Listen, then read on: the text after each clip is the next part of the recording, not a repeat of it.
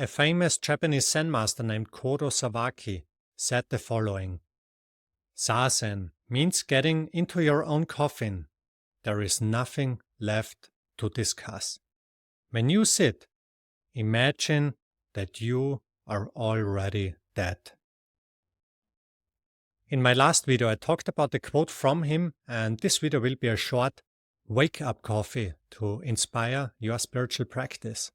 Hey, I'm Christian, I'm a friend of the way, and I have been on the Zen path for quite some time. Now I want to inspire your spiritual practice.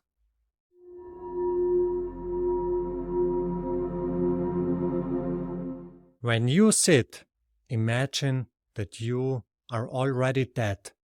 Kodo Sawaki's teaching is nothing for the faint-hearted, nor does he promote feel-good spirituality. He's as serious about the matter as it gets, and he'd like to express himself in a direct and uncompromising way. In spiritual scriptures, we often read about killing the ego, killing the small self, letting our imagined version of ourselves die to make way for the absolute truth, and so on. The only problem with this is that when we read it, we get really motivated and think, yes, I'm gonna do that. I'm going to kill my ego so that I can finally become enlightened. But who is thinking this? It's the ego, of course. Our ego tries to kill the ego in order to get enlightened, thereby preventing itself from actually dying. Because our ego is on a new mission again, called spirituality, it has new energy to sustain itself. Even when we try to stop the ego from doing that, we have to realize that this is still the ego at work. So what can we do if doing anything is already the ego doing it? We just do nothing. When we sit in meditation, we just sit. We don't imagine attaining a good feeling, a certain state, enlightenment. No. We just sit.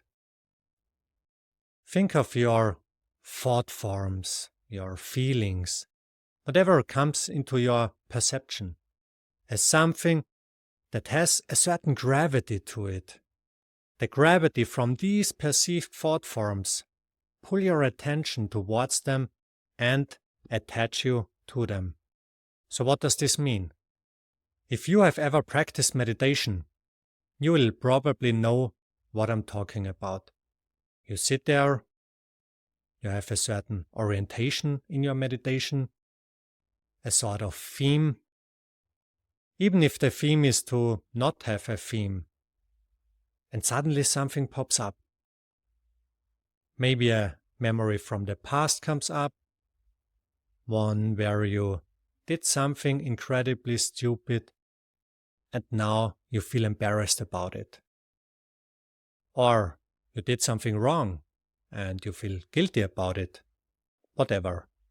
You forget about your meditation, and the only thing you can think of is about how bad you are.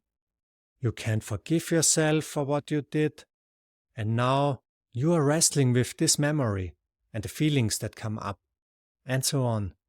And suddenly, this memory has become more important than all the spiritual truths that you said are true before this thing came up. This is what I mean when I say that everything we perceive has a certain gravity to it. It means becoming attached to what we perceive. In meditation, we practice letting go. We practice letting go of these attachments so that we become more free. And what's a good way to do that? To imagine that we are already dead. A dead person has no desires. A dead person doesn't strive for a good feeling, a certain state, or even attaining enlightenment. And that person doesn't even think in terms of being alive versus being dead. The dead person is just dead. When you're sitting in meditation, just ask yourself, whenever something comes up, how would a dead person react to this? If a desire comes up, a desire to attain enlightenment or awakening, just ask yourself how a dead person would react to it. If anything, really anything comes up, ask yourself what a dead person would do. As Kodo Sawaki said, get into your own coffin. There is nothing left to discuss. Therefore, stop the discussion within yourself and just sit. Practice meditation as if you are already dead. And if something is still alive within you, click like, subscribe to my channel, and check out my new online course on the fundamentals of spiritual awakening. The link is in the description. I also have a free newsletter if you are already too dead to get the course. I wish you all the best. Your friend of the way. Bye.